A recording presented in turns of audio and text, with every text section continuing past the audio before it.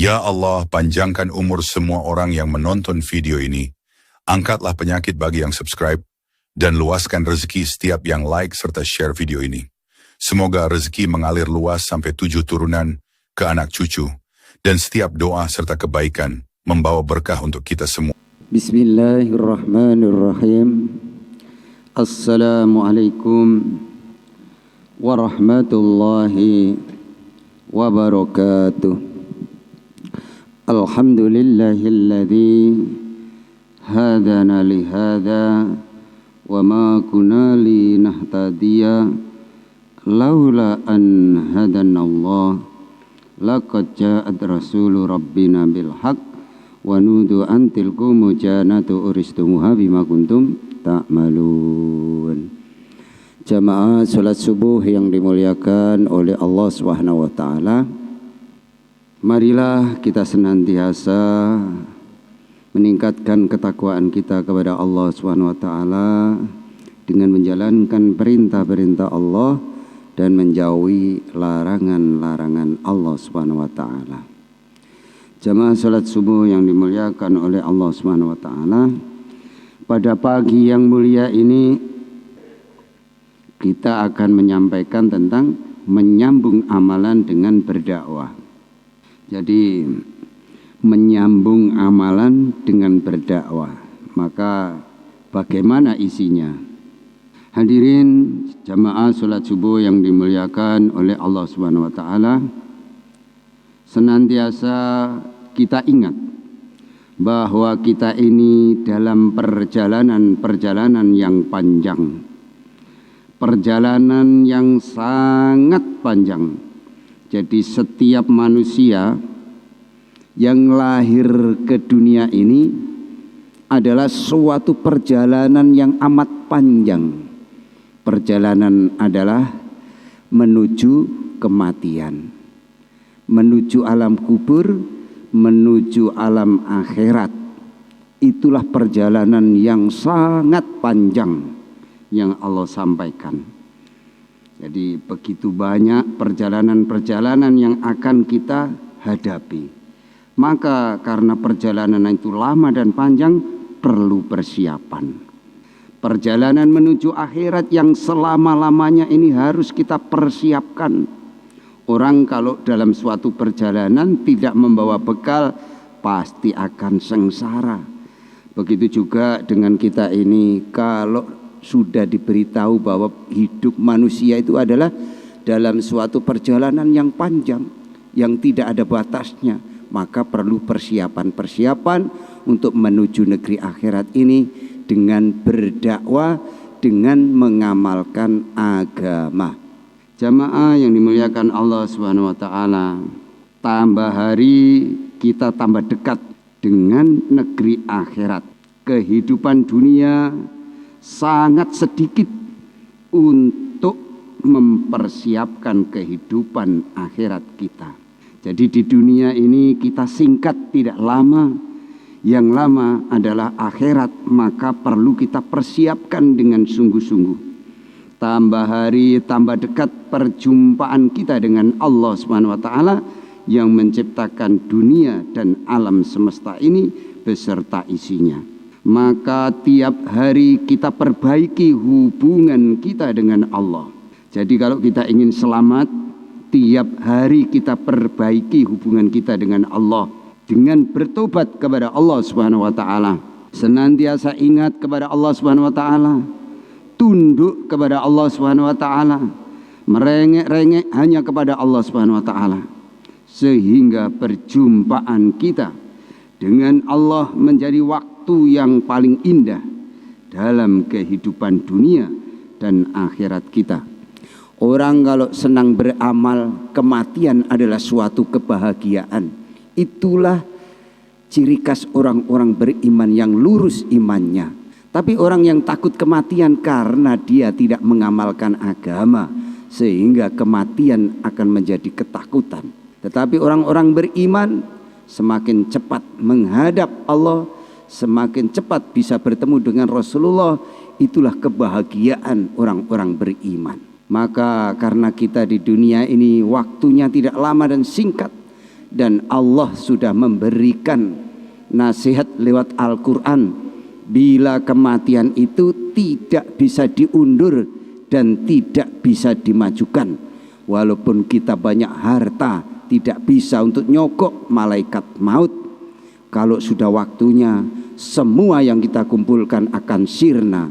Maka persiapan terbaik adalah mengamalkan agama. Alhamdulillah, di jamaah sholat subuh ini masjid selalu penuh, sehingga insya Allah Allah turunkan berkah dan rahmatnya di kampung kita ini. Allahumma amin. Hadirin jamaah sholat subuh yang dimuliakan oleh Allah Subhanahu wa taala, tambah hari tambah dekat waktu hisab, yang mana seluruh amalan kita akan ditanya oleh Allah. Jadi makin hari hisab kita makin dekat, dan setiap perilaku kita akan dihisab, ditanya oleh Allah Subhanahu wa taala tanpa terlewat sedikit pun apapun yang kita kerjakan di dunia ini. Sedangkan Allah Maha tahu segalanya. Jadi nanti kalau kita ditanya oleh Allah Subhanahu wa taala, tidak ada yang tahu, tidak ada yang bisa mengelak. Tangannya bersaksi, matanya bersaksi, kakinya bersaksi, lesannya dikunci, tidak bisa bicara. Yang bicara adalah anggota badannya. Itu di dalam surat Yasin dijelaskan bahwa nanti ketika ditanya, seluruh tubuh yang akan berbicara, menjawab pertanyaan-pertanyaan Allah Subhanahu wa taala. Kalau di dunia kita punya kesalahan bisa menutupi karena lisan masih bisa berbicara. Nanti kalau sudah menghadap Allah, semua lisan dikunci, yang bicara, yang menjawab pertanyaan Allah hanyalah anggota badan kita. Maka kita persiapkan betul-betul, karena perjalanan kita adalah amatlah panjang, yaitu dengan senantiasa mengamalkan agama dengan sungguh-sungguh. Maka luruskan amalan-amalan, buatlah amalan-amalan yang hak. Janganlah buat amalan bukan karena Allah Subhanahu wa taala. Jadi niat kita itu lurus karena Allah, bukan ingin dipuji manusia, biar dikatakan orang alim, biar dikatakan orang ahli agama. Semua itu tidak penting. Yang penting bagaimana kita dapat ridhonya Allah. Itu yang terpenting. Setiap amalan yang kita kerjakan mencari ridhonya Allah, mencari rahmatnya Allah. Hanya itu hadirin yang dimuliakan Allah Subhanahu wa taala. Bila niat kita sudah seperti itu, niat yang benar. Tetapi kalau kita masih cari pujian dari orang, cari pujian dari makhluknya Allah, maka ibadah kita tidak ada nilainya di sisi Allah. Maka kan perlu kita belajar, duduk di majelis ilmu, sehingga setiap amalan akan menjadi amalan yang penuh dengan rahmatnya Allah, penuh dengan barokahnya Allah Subhanahu ta'ala. Jamaah sholat subuh yang dimuliakan Allah Subhanahu wa ta'ala, tambah hari tambah dekat waktu penjumpaan kita dengan Rasulullah. Jadi yang kita anut, yang kita ikuti cara hidupnya baginda Nabi yang tidak pernah kita lihat, tapi kita nanti bisa berjumpa dengan baginda Nabi ketika kita mengamalkan agama sesuai yang dikerjakan dengan baginda Nabi Muhammad sallallahu alaihi wasallam. Kita senantiasa tunduk dan patuh apa yang diajarkan Nabi. Sholat berjamaah ini terus kita lantunkan, kita sampaikan agar kita tidak kendor untuk mendatangi sholat berjamaah. Kemarin Allah katakan yadullah ma'al jamaah. Orang kalau ingin dapat pertolonganku berjamaah. Ini kita ulang-ulang sampaikan agar tertanam di dalam hati kita, supaya kita cinta menghadiri sholat berjamaah. Kalau sudah cinta, maka akan menjadi ringan. Pertama itu amat berat untuk melakukan, tetapi kalau kita latih terus menerus, lama kelamaan sudah biasa. Kalau sudah biasa akan dirasakan dengan nikmat untuk menghadiri sholat berjamaah, terutama sholat subuh. Kesempurnaan iman seseorang itu dikatakan sempurna bila sholat subuh senantiasa berjamaah. Itu iman yang sempurna. Tetapi kalau kita sholat subuh belum bisa datang berjamaah, maka kita doakan bersama-sama agar saudara-saudara kita bisa istiqomah ikut sholat berjamaah, sholat subuh. Karena kesempurnaan iman umat Islam hanya di dalam sholat subuh berjamaah. Jadi kalau sholat subuh belum bisa berjamaah, imannya belum sempurna. Inilah yang diajarkan baginda Nabi. Maka semestinya kita tambah hari, tambah mencintai sunnah-sunnahnya. Jadi sunnah baginda Nabi harus kita cintai. Satu kali dilakukan baginda Nabi, seumur hidup bisa kita lakukan.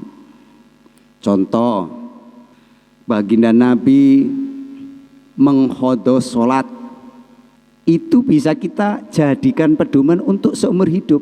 Kita karena sakit nggak bisa sholat, maka kita qodho. Berapa kali kita tidak sholat? Kalau 1 tahun, ya kita kira-kira 1 tahun 350 hari kali 5 waktu. Itu kita hijoli. Ibarat duwe utang kudu disaur, nek ora disaur tetap punya hutang. Maka ini suatu contoh saat baginda Nabi dikejar-kejar orang kafir, baginda Nabi kecapean sehingga tidur di sebuah gua. Maka karena sahabatnya Umar bin Khattab itu melihat baginda kecapean, baginda Nabi, panjenengan tidur, saya yang jaga, nanti kalau sholat subuh saya yang bangunkan. Ternyata semua para sahabat terlelap tidur sehingga matahari terbit sampai jam 9 siang. Maka baginda Nabi Muhammad SAW terbangun, ternyata sudah siang. Maka sahabat disuruh adzan, kemudian sholat subuh walaupun sudah siang. Itulah dasar kita mengkhodho sholat, nggak boleh ditinggalkan. Kalau kita pernah meninggalkan karena sakit, karena undur, harus diijoli. Nah, itulah dasar daripada, bukan berarti Nabi itu lupa, tetapi ingin memberi contoh kepada umatnya bahwa bila lupa, bila undur, bisa diijoli di lain waktu. Itulah yang harus kita kerjakan. Kita berharap bisa mendapatkan syafaat daripada baginda Nabi Muhammad sallallahu alaihi wasallam. Maka semestinya kita tambah hari, tambah mencintai sunnah-sunnah baginda Nabi Muhammad sallallahu alaihi wasallam. Terus sunnahnya apalagi? Yaitu membaca doa kunut. Doa kunut itu sunnah, tidak dikerjakan sah. Bila tidak dikerjakan kehilangan satu sunnah. Nah ini, kalau sudah kehilangan satu sunnah, maka kita adalah rugi walaupun sholatnya tetap sah. Maka kita sebagai imam yang sudah turun-temurun pakai doa kunut harus kita pakai. Bila lupa atau meninggalkannya harus sujud sahwi. Nah ini yang diajarkan para guru-guru kita, para ulama kita. Maka kalau kita ada yang lupa atau tidak membaca, kalau kita biasa membaca doa kunut kok tidak ada yang kok lupa, maka sujud sahwi.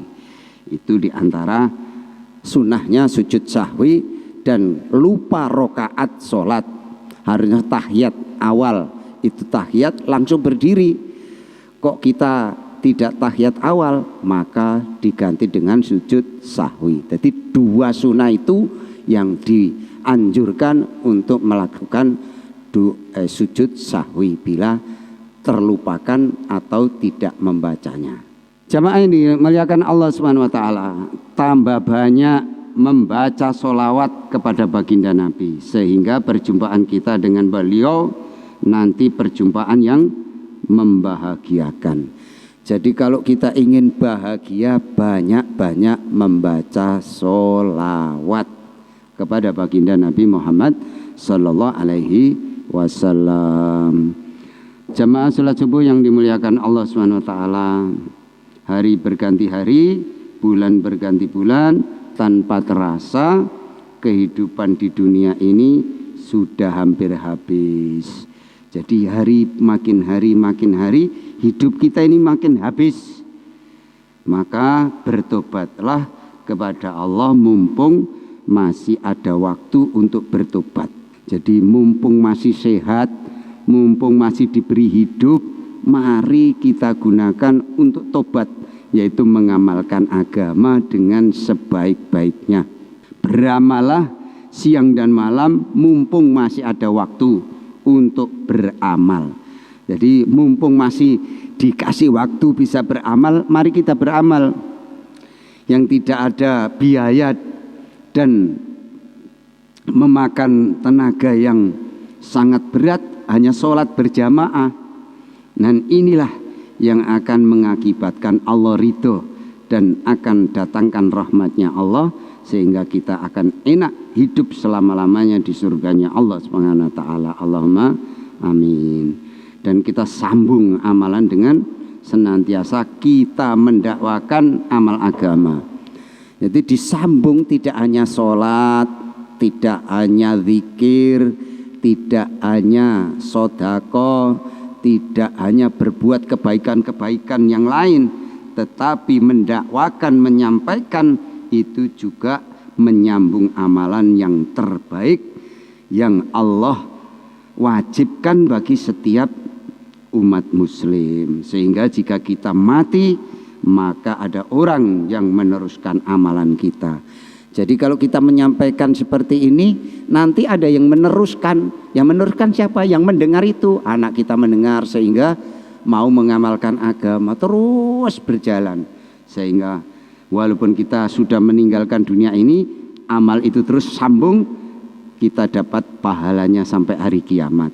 Sambung amalan-amalan kamu dengan amalan jariah ke kita, sehingga waktu kita mati pahalanya akan menghibur kepada kita di kubur kita. Jadi sodako jariah itu juga amalan yang tidak akan bisa terputus pahalanya. Maka tiap subuh kita istiqomahkan Rp1.000 untuk infak di kota amal masjid. Tiap hari 1.000 atau Rp500 kita istiqomahkan, sehingga amalan ini tidak akan bisa putus, sehingga datangkan rahmatnya Allah Subhanahu Ta'ala. Yang terakhir, jamaah yang dimuliakan Allah Subhanahu Wa Ta'ala, pada subuh yang mulia ini, yang penuh berkah ini, waktunya kita memperbarui niat kita, waktunya kita memandang dengan sungguh-sungguh akhirat kita, waktunya kita memikirkan hubungan kita dengan Allah Subhanahu Ta'ala, sehingga seluruh kehidupan kita menjadi kehidupan yang diridhoi oleh Allah Subhanahu Ta'ala. Bila Allah ridho kepada kita, maka kita akan sukses di dunia dan sukses di akhirat. Karena dunia ini miliknya Allah, akhirat juga miliknya Allah. Dunia ini kekuasaan Allah Subhanahu wa taala, akhirat juga hanya kekuasaan Allah Subhanahu wa taala. Siapa mendapat ridhonya Allah, maka dia akan beruntung dunia sampai akhirat.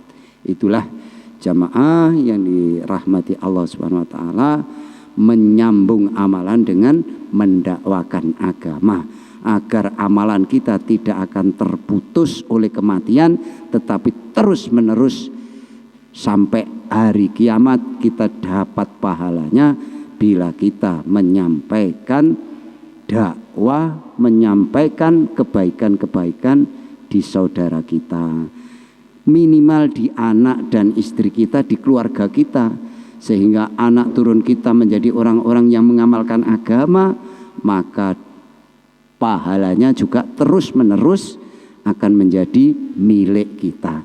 Kalau anak kita beramal, istri kita beramal, maka amalan itu menjadi milik kita, menjadi penghibur kita di alam kubur kita. Tetapi kalau kita tidak amal agama, alam kubur adalah menjadi awal penderitaan yang tidak akan ada habisnya.